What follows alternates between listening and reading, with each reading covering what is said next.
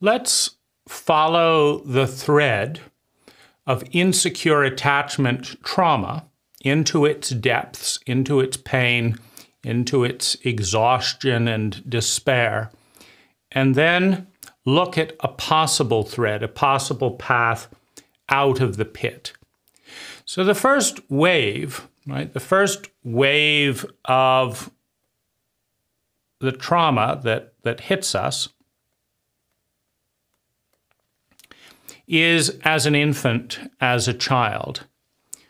We are in a desperate state. We have complete and utter dependency on the giants around us, on our parents, our family, on the grown-ups around us. But in a traumatized culture of scarcity, right, the grown-ups around us are narcissistic, self-absorbed, busy solving their own problems. And so there is silence in response to the scream. There is a slap in response to the begging. There is an abnegation of the need to respond, right? And the child internalizes this as, I am unlovable, I don't deserve, I'm never going to get what I truly need. And this creates a sense of increased desperation, increased hunger. As the needs are not met, the aching to breathe, right? If you cut off someone's oxygen, they don't calm down, they get more and more frantic, right? And so this is the first wave of insecure attachment trauma. The relationship with a larger giant figure, a caregiver, is insecure, it's unstable, it's unreliable, and it creates an absolute desperation, as well as the belief, not that the other person is incapable of loving, but that we are unlovable, creating an increased anxiety and desperation. Now, the next wave hits us as we grow a little bit older, and the responsibility slowly pivots. As we move into our teen years, into our young adult years, the expectation of the culture is that we now are going to take care of ourselves. However, in a psychologically illiterate culture, we do not learn anything about taking care of ourselves psychologically, right? We are not taught to take care of ourselves psychologically. What we are taught is how to abandon ourselves and then blame and shame ourselves for being abandoned. So as we take on the mantle of self-parenting, we abandon the same wounded and unlovable inner child that has been abandoned throughout our childhood, and then shame and dissociate from this part, which increases the desperation, the need, the anxiety, the franticness, and the sense of insecurity. Now, this leaves just one, possible source left, right? I'm going to find a partner. I'm going to find a mentor. I'm going to find a friend, right? Who's going to love me the way I desperately need and don't know how to love myself, right? And so we look for a partner. We get little glimpses of it. We look for a boyfriend, a girlfriend. We look for someone.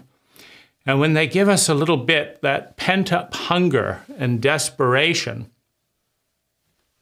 of decades of abandonment, betrayal, and trauma rushes out, please, please help me, don't leave me with this moron, ourselves, who doesn't know how to love me, right? The older part of us does not know how to love the younger part in us because the older part learned from the parental template, right?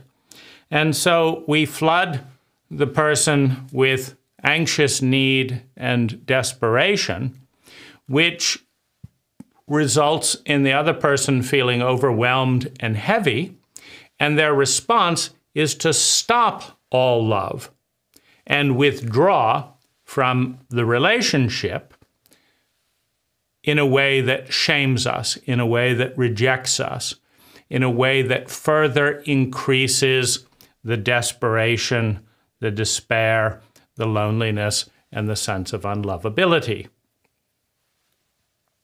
Right? And so there we are, starving in the cold, desperately hungry, shaming ourselves, right? The inner child shames themselves and says, I'm unlovable, or somebody would love me. The teenager in us shames the small part in us. See, nobody loves you because you're such a shit, right? Other people say you're too needy, you know, etc., right? So there's a complete abnegation of responsibility by the entire cult, by the parents, by the inner teenager, by the young adult, and by other people, right? What's left in that frantic and desperate state? Well, self-mutilation, addiction, harm, right? Aggression, begging, pleading, don't leave me, you know. There's a variety of things that are left in that void. There's also a complete shutting down and a dissociation. There's despair, there's depression, there's isolation. I'm not going to even try to connect because it never works, right? As soon as people feel the hunger and need, which is so deeply there, they do the exact opposite of fulfill that hunger and need. They reject me, right? And so, you know, there it is, there it is, there it is, there it is, right? The shame, the hurt, the small part. Now, right, that takes us down to the pit of despair and to fundamental beliefs. I'm never going to be loved. I'm never going to have my needs met. I'm never going to be happy. It's pointless. It can lead us to suicide. What's the point of even making an effort, right? And this is completely understandable and predictable in a psychologically literate culture, right? But in a psychologically illiterate culture, this entire dance is done generation after generation with everyone shaming the child, with everyone blaming the needy one. Meaning in a psychologically illiterate and immature cult, nobody says, gee, we're so sorry that we did not supply you with competent parents. It didn't occur to us because we're incompetent, right? We could have trained your parents in high school on the art of secure attachment, but we thought algebra was more important. So your parents knew algebra and they didn't know how to take care of you. We could have trained them in PTSD and trauma repair, but that would have been intelligent. And we are a psychologically illiterate cult. We don't know what we're doing. So we gave you shitty parents, right? As long as they could fuck, that's all they needed to have the right to raise a completely innocent and helpless infant who desperately depended on people that could not meet the need. Even if they'd wanted to, they didn't know how, right? Psychologically illiterate cults raise psychologically illiterate parents. Psychological literacy is a form of competency necessary to be a competent, to be an effective, to be a good parent, right? So this is a cultural crisis, right? It undermines the economy. It undermines the safety of the community. It creates dysfunctional marriages, right? It creates loneliness and isolation. It creates distrust, fear, paranoia, and it creates massive and chronic suffering, right? So the question is, how on earth can we, as members of a psychologically illiterate cult begin to transform this pattern of abuse, self-abuse, and then more abuse. Well, the first step in this process, right? The first step is becoming mildly psychologically literate. For example, it's important to understand that just because a child blames themselves, it's all my fault is the classic language of a traumatized, abused, and abandoned child, right? The more incompetent the parent, the more the child says, it's all my fault, right? That moves, as it goes into adolescence, perhaps into it's all your fault, but there's still no response. Through books by Alice Miller, right? For Your Own Good, The Drama of the Gifted Child, The Body Never Lies, we can start to understand how all infants blame themselves for the cruelty of their parents. It is cruel to become a parent in a highly incompetent state, right? And to dissociate from an infant, from a child's suffering as one observes the evidence of one's incompetence, right? Oh, that's fine. They're just going through a stage, right? They'll grow out of it, right? So becoming marginally psychologically competent, reading The Body Keeps the Score, not a bad book to understand a little bit of trauma, right? Complex PTSD by Pete Walker, right? Another book to explore some of the territory that many of us are in physiologically, right? Understanding that it isn't a mental issue when your body has traumatic memories, right? And understanding when you can't get over the abuse, it's not a flaw in you, it is an inadequacy in a psychologically illiterate cult that does not understand the biology of the body, right? The landscape of trauma, their role in causing it, and their need to support each other and you in getting out of it. One always needs help when dealing with trauma. And shame, which is thick in a cult that is filled with shame, we are in many ways a shame-based cult. Right? Much of what we do is out of fear of shame, right? And shame. That means the base, the foundation of the majority of human behavior is shame, and the fear of shame as exemplified by focusing more on external image than inner state. A child naturally focuses on how they feel on the inside. In a shame-based cult, you focus on looking good to people on the outside. You don't, right? It's a secondary focus, how you actually feel, what you're actually thinking. Step one is becoming psychologically literate. Step two is the discipline of spending 1 to 10 minutes a day. Make a checklist, put an alarm on your phone, do a spreadsheet. 1 to 10 minutes a day of love for the inner child, right? That's imagining a picture that the inner child loves and adores, a loving grandmother that never existed, or a loving grandmother that died early, continuing, right?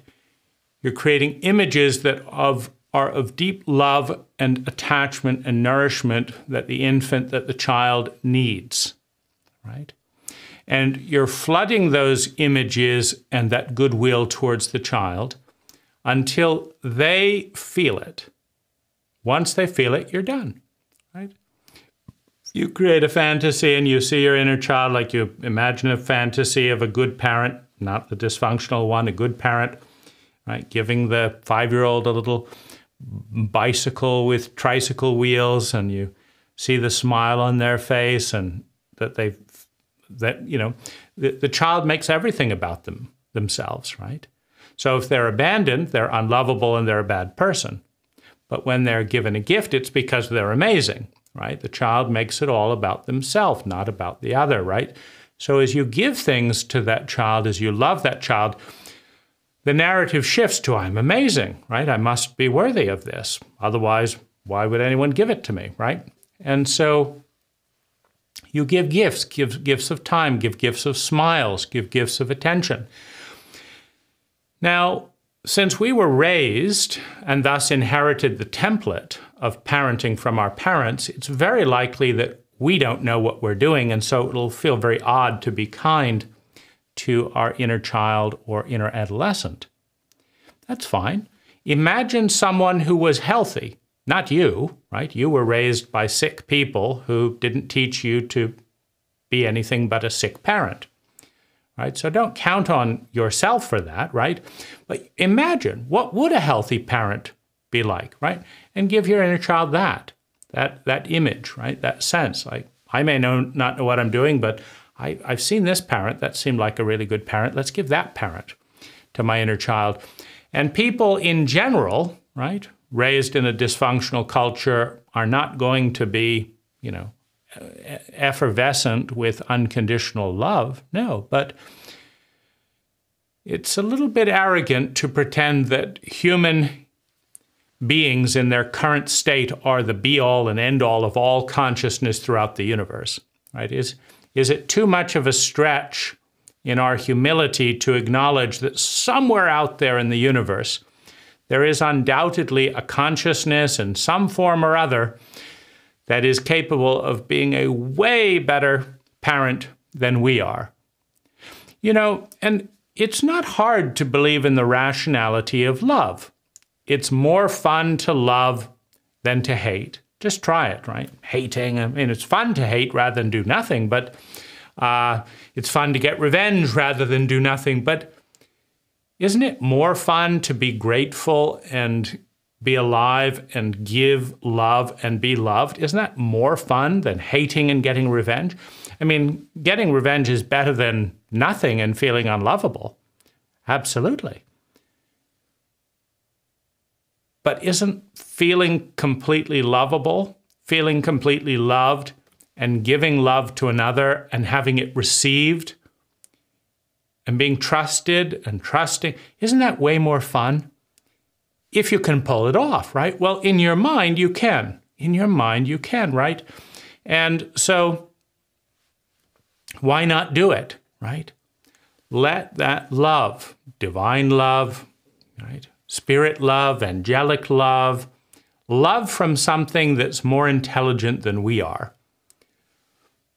Let it fill us, and then let us give it to the inner child, or let it fill the child. Like, kid, I don't know what I'm doing. I was raised by our parents. You saw them. They're nuts. Don't look at me, but I'm going to imagine something and someone that actually knows what they're doing. There's a novel idea, right? Is that possible? It's possible, right? It's possible.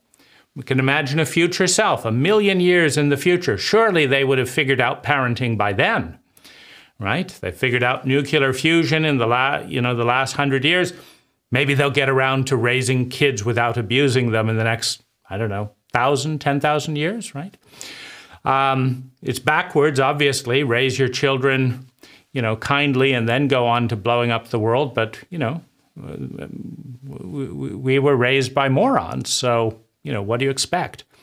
But someone out there actually knows what they're doing, and let that love in and bathe the child until the child feels it and feels loved and feels lovable. That's the work. And you do it every single day, 30 seconds is enough. If once you get good at it and you can see the child light up, feel it, feel it, feel it. I can't take any more, right? It's a big change in the identity. I'm unlovable, I'm ashamed. So it's a lot to let in. It's too much, right? 30 seconds is too much. Okay, 30 seconds, right? But see it have an impact, whether it takes a minute, whether it takes 10 minutes, right? And if it doesn't work the first, keep at it, right? Keep at it. Right? Imagine love from another source. Imagine love as a light. Imagine it as gifts. Imagine giving your child everything they wanted. Whatever it was, this TV show, the video game, whatever it was, right? Just give them what they wanted, so that they can start composing a story in their mind that says, I must be worthy, I must be a good kid because, right? Why would they do all this nice stuff for me if I wasn't, right? So it's the exact inversion of the logic. I must be a bad kid, I must be unlovable, otherwise why would they leave me screaming in a crib for hours every day? And then shout at me and then shout around me and not, why would they get a divorce, right? So you just keep flooding the inner child with images and energy of love until they feel it. You do it once a day. Okay, that's step 2. Step 3 is you do this for at least 30 days, preferably around 60 days, right? As a habit, right? So you build the habit. Now, what's this doing? Your inner child is forming a secure attachment to you. Every day, some love, a little bit or whatever is going to come down the pipeline from older self, right? Every day it's going to come. If I'm a good boy, a bad boy, a this, this happened, 30 seconds, whatever, it's going to come, right? Now, you may not be, as an addict or whatever, able to sustain that. It's pointless, I'm a useless father or whatever, and you give up on it, right? Dads do that all the time, mothers do that all the time in literal self, so you're going to do that to your inner child as well, right? But understand they're separate, right? You can lose it, you can go on a bender, you can do stupid shit, you can get fired, and you can still send 30 seconds to your inner child and give them the confidence that no matter what happens out there, it's not their fault. They're not bad kids, right? Now, there's a very important reason, mechanically, amongst the generosity and all that, the present day image emerges out of the past, right? We like rationality, and so we say things to ourselves like, this happened and therefore my life is like this, right? Nobody ever loved me, so I'm lonely, right? So that makes sense. Nobody ever loved me, so I'm lonely. Makes sense, right? But does it make sense to say that somebody loved me intensely, 30 seconds to 10 minutes every single day? Every day, this older person came into my life and flooded me with love and gave me new bicycles and gave me video games and gave me, handsome or pretty, friends to play with. And so I'm lonely. Wait a minute. It's a different past, right? And physiologically, the past is malleable. Now, historically, you can, we're not talking about that argument. What we're saying is that if you go back to 3 years old, 5 years old, 6 years old, and every single day for 30 seconds to 10 or 11 minutes, you flood those inner ages with consistent and repeated love in the way they wanted it, attention, playing ball with them, stories, whatever, giving them whatever they want. Right? You want to go on you want to get off school? Great, let's go on an outing. You want to go travel? Great. Listen to them. Think about what would really make them excited. I've got an adventure for you. Let's get in a plane and go and do this. If you'll do that every single day, right? Well, pretty soon when you look in the past, your actual historical memories are going to mingle with your created memories, right? Because you're creating images in the past, which you can then remember, put back together again. So your past becomes more exciting, more enjoyable, more love-filled. Your child and your child identity becomes more worthy, more lovable.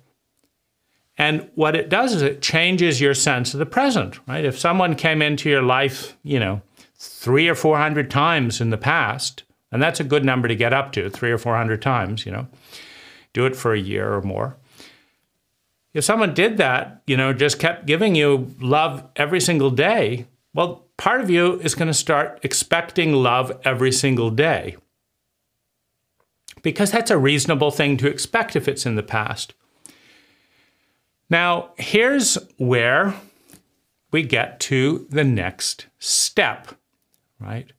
And that is to give beautiful futures to your future self, right?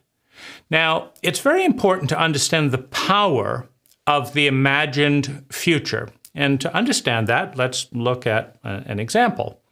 Let's say you've been in jail for 30 years, wrongly accused, and you learn, you're just sitting there for 30 years, and someone delivers a note by the jailer, and it says, dear so-and-so, we're very, very sorry. We wrongfully convicted you. We now have evidence of the real perpetrator, and you're going to be let out of jail in 30 minutes.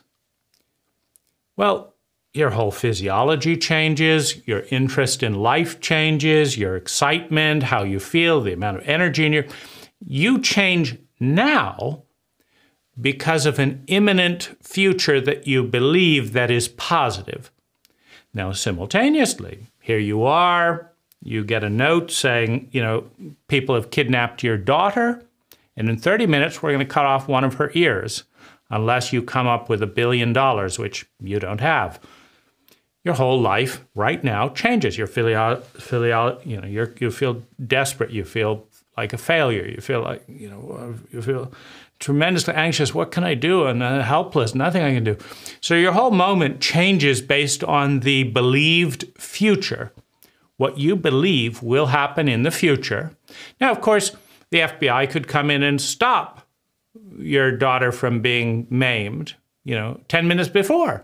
Well, then your future changes again. You get the message up, it's been called off, we rescued your daughter. Well, it changes again, right? So what just happened, right?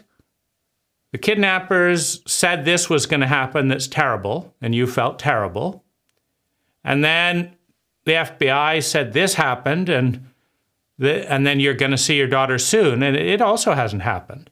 So two things that are probabilities. They're probable, but they haven't actually happened.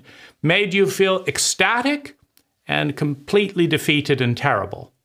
Well, that is the power of probable futures, right? Now, the key is you have to believe them, right? That's what gives them the power, right? When the kidnappers from a known gang who you know how they deal send you a photo of them holding your daughter, you believe them. And so that's what makes you feel completely terrible.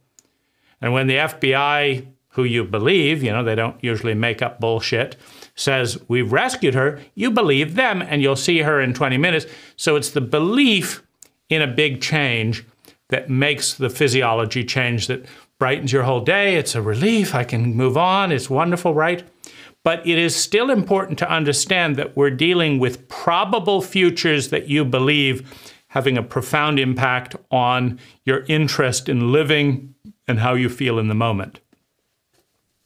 Because what we're going to be doing next, having created possible pasts that were a lot more fun, we're going to be creating probable futures that are very wonderful, and their impact on you will be how much you believe them. But we're not going to put any weight on the belief right now. We're just going to create a probable future. And by probability, it should have at least a 1% chance of happening. Like if I did this, which I'm not going to do, and then did that, which I'm too lazy to do, and then did this, and then this happened, then this wonderful thing would happen. Now, what's the odds of that? Almost none, right? Because that's not me. I don't do those things. I never follow through. It is all pointless, right? We all know that, right? That's why we're depressed and miserable and desperate for love, because we believe in a series of dismal futures that are not actual. They're probable, that we believe in. We believe that life is going to suck and it's going to get worse. Maybe I should just die to get it over with.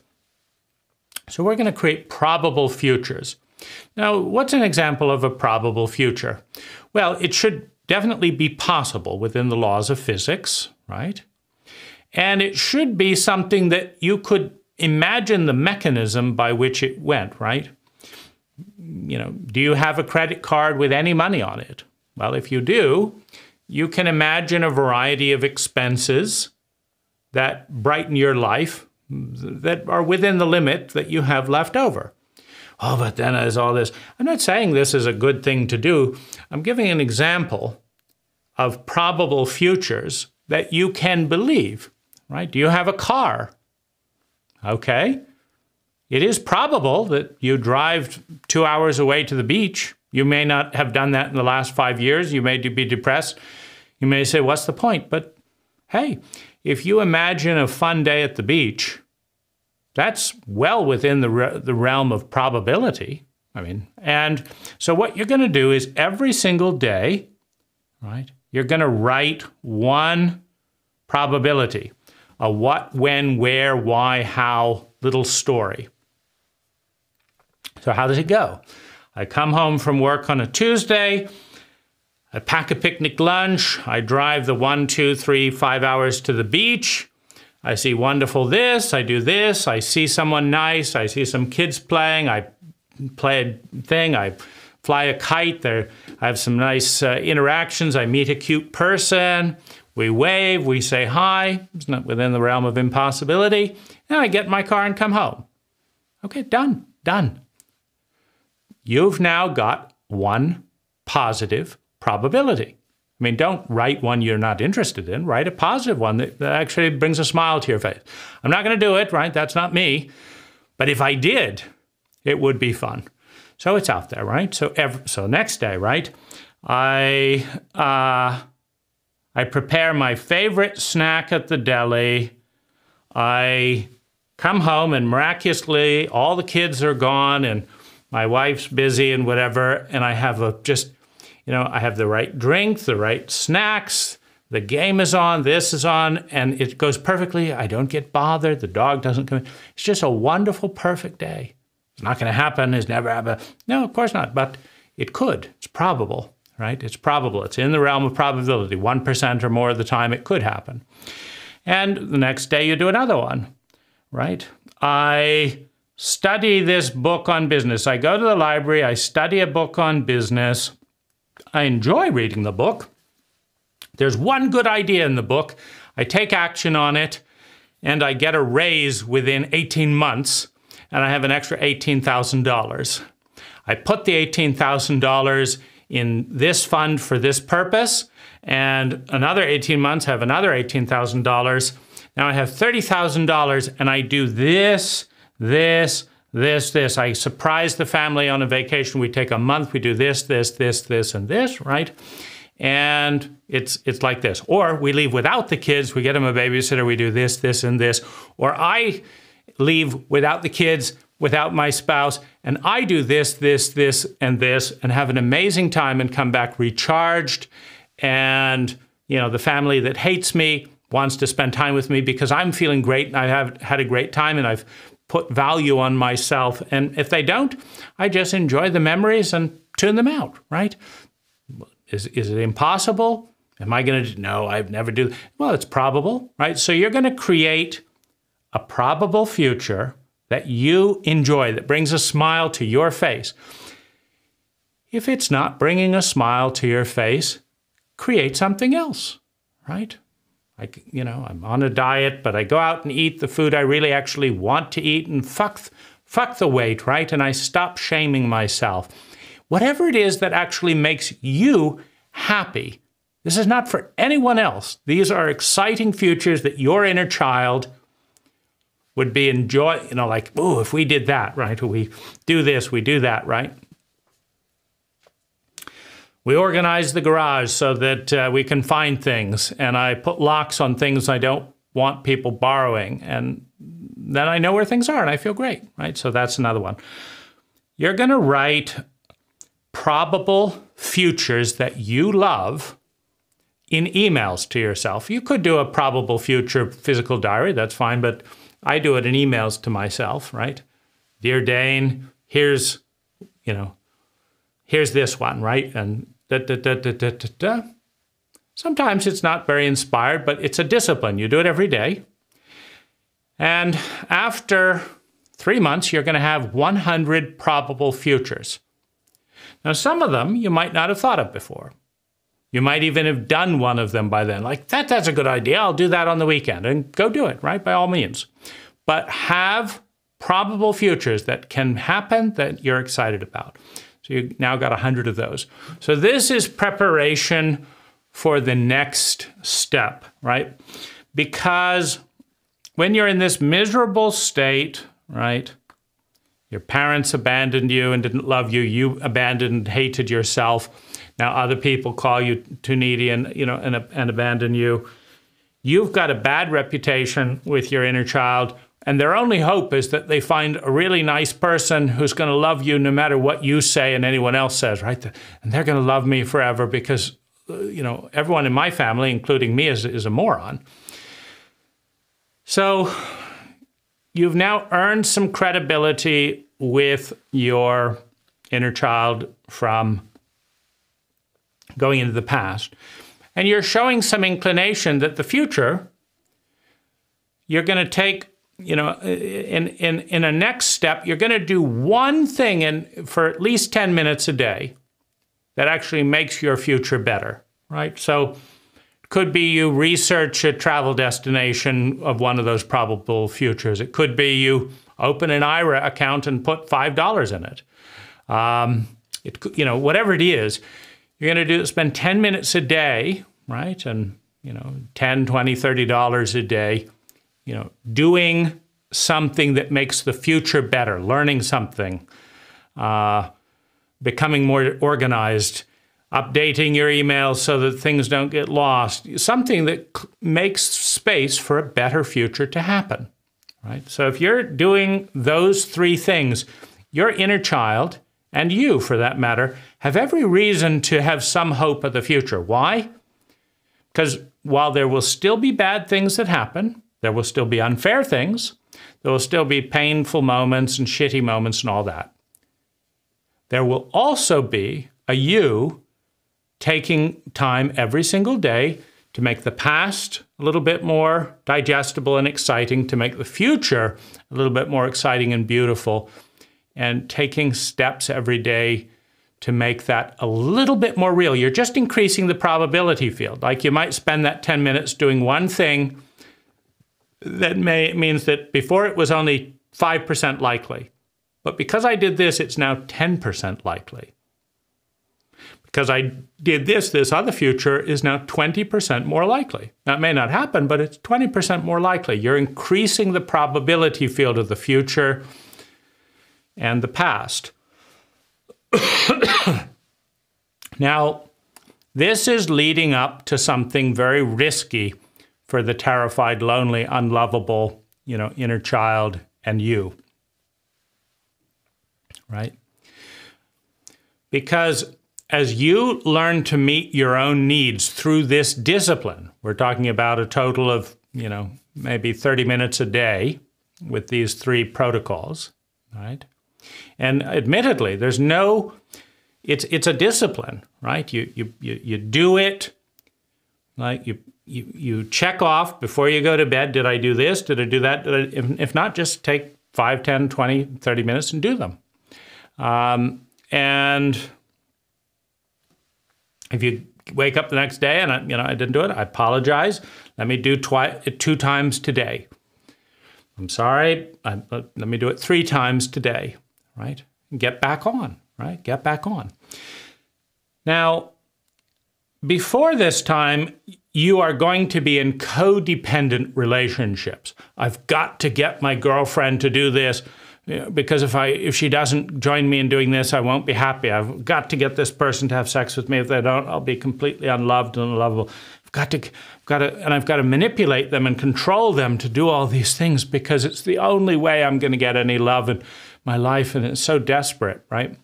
Because that's what insecure attachment is, right? And they may pull back a little bit because, it's no fun to be manipulated, and you got to do this. You said you would do it, even though you don't want to do it. I don't care. You're going to do it, right? I'm going to have a tantrum, right? I'm going to sulk, right? Because you didn't do this. So those are normal habits for an abused child in a childlike state, right? So those are going to happen until this armor, this shield of, higher energy comes about. So now that you've done this, right? For 3 months, you've earned the right to pivot away from someone else and say, look, little one, as the little one has a tantrum, like they didn't show up on the date, they didn't do this, they're never doing it, right? As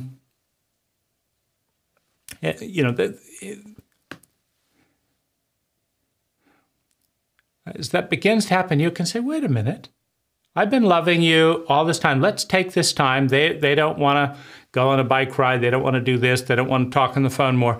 I want them to want to talk to me. Yes, be nice.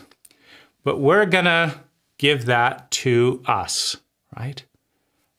I'm going to talk to you. Tell me what was on your mind. We'll get out the phone recorder and press record and, hey, I want to talk about this, that. Well, those are some good ideas. Thanks for including me, right? You can have a conversation with yourself. You can write an email appreciation, letter to yourself. Dear, your name.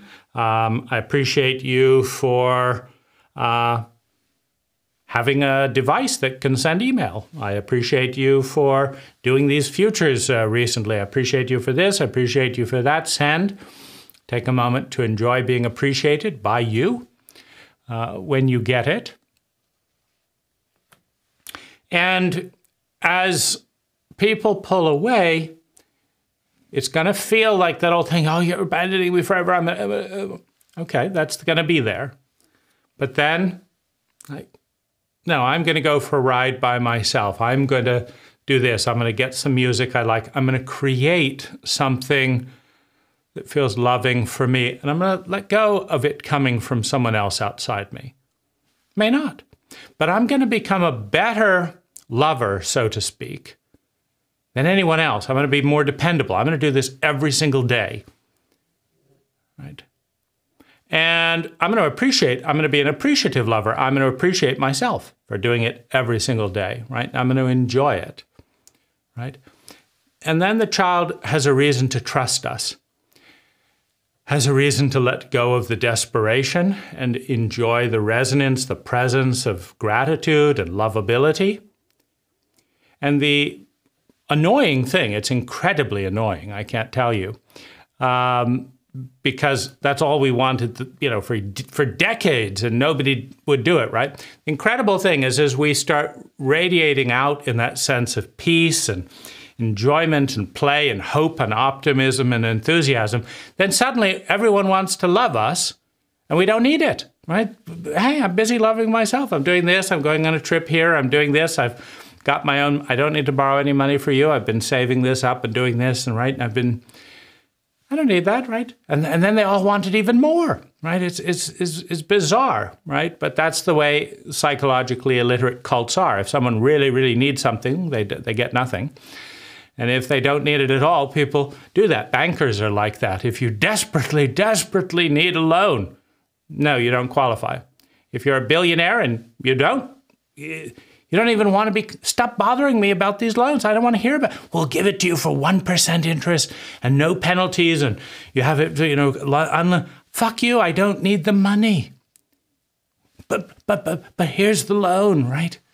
If you don't need it, they want to give it to you. If you desperately need it, they don't, right? That's what sociopaths do in a psychologically illiterate culture, but that's what we're in, right? And so, the irony is it happens the same. If you're in a lovely, loving relationship, all these single women, oh, I wish I could find someone like you. Yeah, I was single and you rejected me and you didn't show any interest at all when I was available, right? But now that you've, so that's the way dysfunctional cults work, right? They desperately flood busy people who are famous who don't want any attention with attention. And people are saying, please, someone look at me. No, we don't. You're not famous. We're not going to look at you. This is nonsense. But this will work, right? How do I know? I've been in all these desperate states, and I'm surprised at how well it works. If you do it, right? If you make it to 30 days, write about it in the comments below. If you do something better, write about that, right? Because there's many ways to do, to get ourselves out of these things. Write what works for you and measure the increase, right? Yeah, I would say that my life is 50 to 75% better because I can rely on myself to spend that 30 minutes. It's about 30 minutes a day, right? Sometimes less. Maybe it's a 5-minute write future, 1 minute love my inner child, and 5 to 10 minutes take one little step that makes the world a little bit brighter, that creates a little bit more of that positive future. So sometimes it's only 10, 15 minutes.